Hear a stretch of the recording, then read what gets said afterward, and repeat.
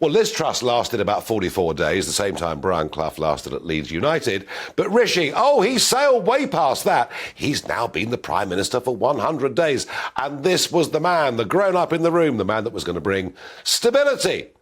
And I suppose you could argue he's brought a certain degree of stability. But joining me is Darren McCaffrey, GBNews' political editor.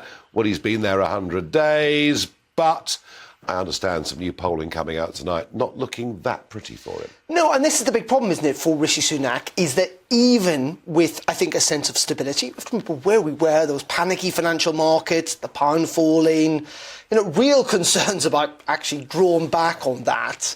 And he has managed to do that. Him and Jeremy Hunt have, to agree, you're right, managed to do that. But the problem is the polls are just inching, continuing in the wrong direction, not just for the Conservative Party, but for him personally.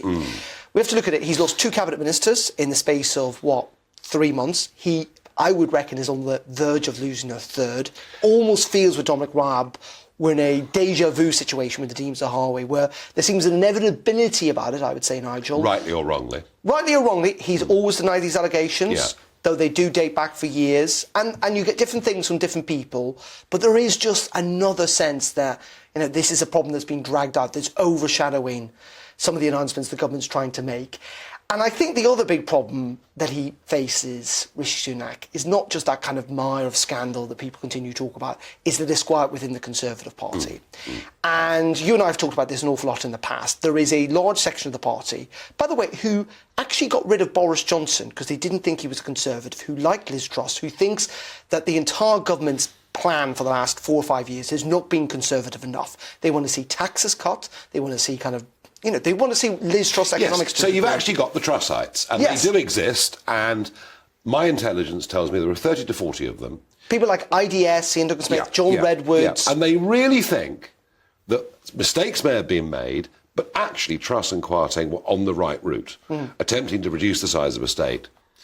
Then you've got the Borisites. I mean, it's almost like Bonnie Prince Charlie. It's drinking toast to the king, literally across the water in DC at the moment. So there are 3 factions here, aren't there? There are 3 factions, and there are people who simply just do not like Rishi Sunak because he got rid of Boris Johnson. At the same time, let's look back and stand at where the Conservative Party's options are. I don't think any of them are terribly palatable, or indeed terribly popular.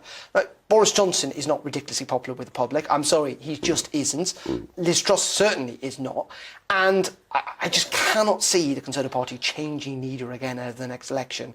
I mean, when they were told that away day at Chequers a couple of weeks ago, the Cabinet, that there is a narrow path to victory, it is going to have to be, I would suggest, it's very narrow, Rishi Sunak. There's a poll out tonight suggesting only 1 in 10 voters think the Conservative Party have a chance of winning the next election. 1 in 10. And that it's 2 in 10, by the way, of those who voted for the Conservative Party at the last election. That's how bad it's looking.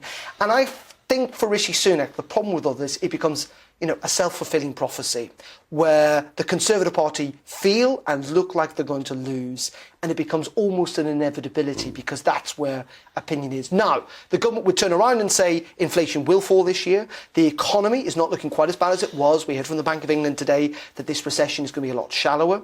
That I think the as they put rates up. Well, as they put rates, and having got predictions wrong, it must be said, in the past.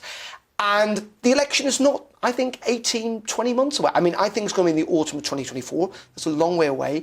And consistently, you know what? Yes, the Conservatives are unpopular and Rishi Sunak is heading in the wrong direction. But there is also still not a massive love-in for Keir Starmer. And politics can change. But it's such a tricky situation. It really is.